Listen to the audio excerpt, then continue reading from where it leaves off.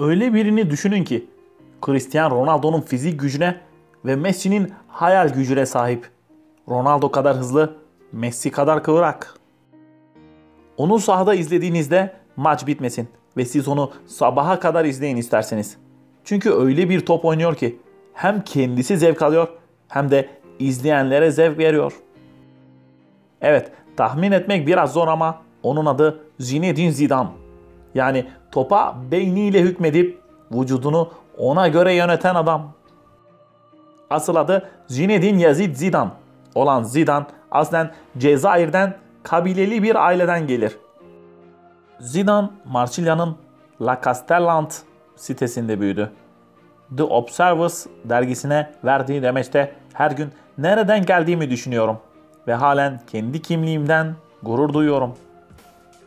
İlk önce La Castellane sitesinden bir kabilim, sonra Marsilya'dan bir Cezayirli ve son olarak Fransızım demiştir. Zinedine Zidane'ın 1982'de ilk oynadığı takım oturduğu mahallenin takımıydı. Saint Henry. Sonradan 14 yaşına kadar Septemes Las Wallons takımında oynadı. 1986 yılının sonunda 3 günlük bir staja katıldı ve oynadığı maçlarda libero mevkinde boy gösterdi.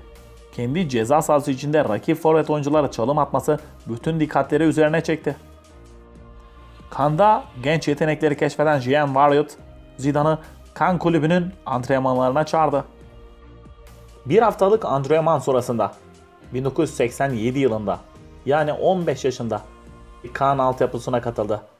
Jean Fernandez, Zinedine Zidane'ı 16 yaşında Cannes'ın profesyonel kadrosuna kattı. 20 Mayıs 1987 tarihinde yani 17 yaşına basmadan önce Nance'e karşı ilk Lig 1 maçına çıktı. 8 Şubat 1991 tarihinde Lig 1'de yine Nance'e karşı ilk golünü attı. Maçtan sonra Cannes başkanı olan Alain Petratti ona Peugeot 205 hediye etti. Kulüp UEFA kupasına katıldı ve Zinedine Zidane Avrupa kupalarıyla tanıştı. Ertesi sene Cannes Lig 2'ye düştü ve Zidane 1992 yılında Bordeaux'a transfer oldu. Bordeaux ile ilk sezonunda 10 ve ikinci sezonunda Zidane 6 gol attı. 17 Ağustos 1997 tarihinde Çek Cumhuriyeti maçında ilk kez milli oldu. Maç 2-0 Fransa'nın aleyhineyken 63. dakikada oyuna giren Zidane 2 dakikada 2 gol atarak maçın berabere bitmesinde önemli bir rol oynadı. 1996 yılında Bordeaux'la kaybettiği UEFA Kupası finalinden sonra Juventus'a 35 milyon Fransız frankı yani bugünkü 5.35 milyon euroya transfer oldu. Böylece Fransa milli takımdaki arkadaşı Didier Dechamps'la aynı takımda oynayacaktı. Juventus'un o dönemin teknik direktörlüğünü Marcelo Lippi yapmaktaydı. Yeni takımıyla sezonu açmadan önce 1996 Avrupa Futbol Şampiyonası Fransa yarı finale çıkmasına rağmen Zidane için vasat geçti. Nedeni Bordeaux'la zor bir sezon geçirmesi ve turnuvadan birkaç gün önce araba kazası geçirmesiydi. Juventus'ta ilk maçlarda beklenen performansı gösteremedi. Ancak uyum sağlama süreci geçtikten sonra Zidane Serie A'da ve Avrupa kupalarında patlama yaparak otoriterlerden tam not aldı. Zidane Bordeaux'la kazanamadığı kupaları Juventus'la kazanmaya başladı. Ancak 1997 ve 1998 yıllarında 2 sene üst üste Şampiyonlar Ligi'nde 2 finali takımıyla birlikte kaybetti. Juventus'la kazanamadığı kupaları kaldırmak için 2001 yılında o dönemin en pahalı transferiyle Real Madrid'e 77 milyon euro karşılığında transfer oldu. Başkent ekibiyle oynadığı ilk sezonunda La Liga ve Şampiyonlar Ligi'ni kazandı. Bu da Zidane'ın kariyerinin tek Şampiyonlar Ligi kupasıdır. Şampiyonlar Ligi finalinde Bayer Leverkusen'le karşılaşmış ve kariyerinin en güzel gollerinden birini atmıştır. Bu gol aynı zamanda FIFA tarafından Şampiyonlar Ligi'nin en iyi golü seçilmiştir. Glasgow Hampden Park stadında oynanan maçta 45. dakikada Brezilyalı futbolcu Roberto Carlos'un ortasında Zidane sol ayağıyla vole çekmiş ve Real Madrid maçta öne geçmişti. 25 Nisan 2006 tarihinde Fransız kanalına verdiği demeçte 2006'da düzenlenecek Dünya Kupası'ndan sonra emekliliğe ayrılacağını duyurdu. Artık en üst seviyede oynamayacağını belirten Zidane, 2007'de biten kontratını feshedeceğine karar verdi. Onu Real Madrid'e getiren adam olan Florentino Perez'in gitmesi de şüphesiz kararında etkili oldu. Son maçını Santiago Bernabéu'da Liverpool'a karşı oynamış ve kafayla Real Madrid'e son golünü atmıştı. Statta bulunan tüm seyirciler Zidane'ın 5 numaralı formasını giymiş ve "Büyücülüğün için teşekkürler" yazılı büyük bir pankart açmışlardır. Real Madrid formasıyla 200 maçtan fazla sahaya çıkan Zidane, La Liga'da 35 ve Şampiyonlar Ligi'nde 9 gol kaydetmiştir. Kariyerindeki tek hat-trick'ini Real Madrid formasıyla atmıştır. Fransa milli takımıyla Fransa'da düzenlenen Dünya Kupası'na katıldı.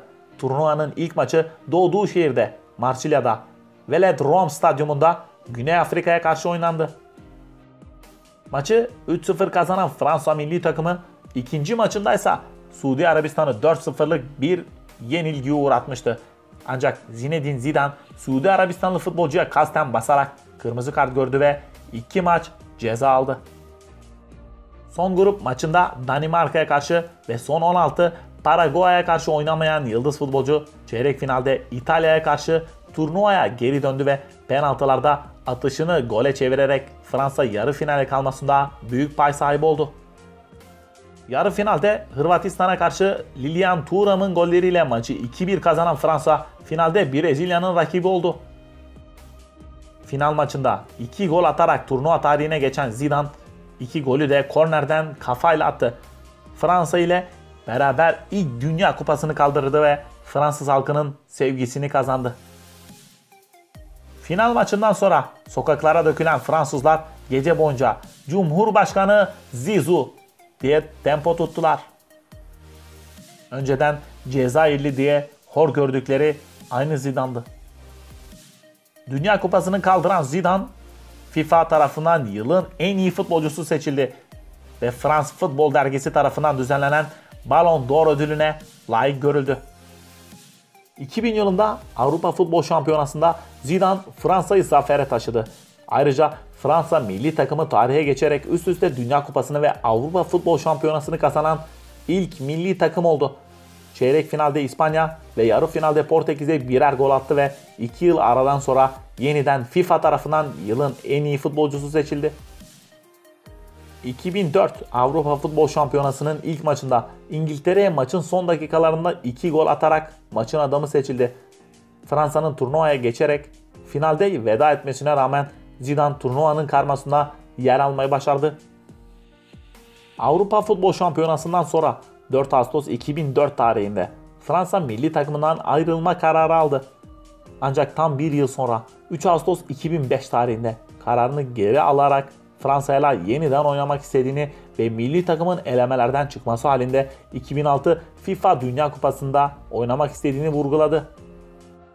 2006 FIFA Dünya Kupası Zidane için Fransa'yla kaptan olarak son turnuvası olduğu için ayrı bir önem taşımaktaydı.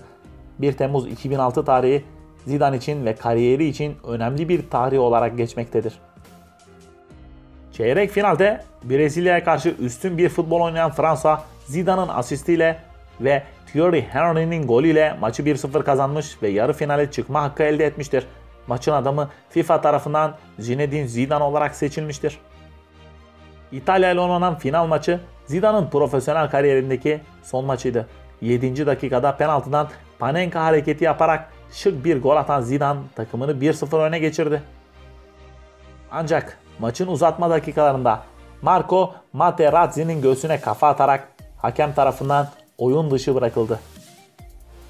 Olaydan birkaç saniye önce Materazzi Zidane'ın formasını fazla çekince Fransız futbolcu İtalyan futbolcuya alay edercesine "Formamı o kadar çok istiyorsan maçın sonunda veririm" deyince Materazzi "Fahişe kız kardeşini tercih ederim" cevabını vermiş ve Zidane duygusal davranarak İtalyan futbolcunun göğsüne kafa atmıştı.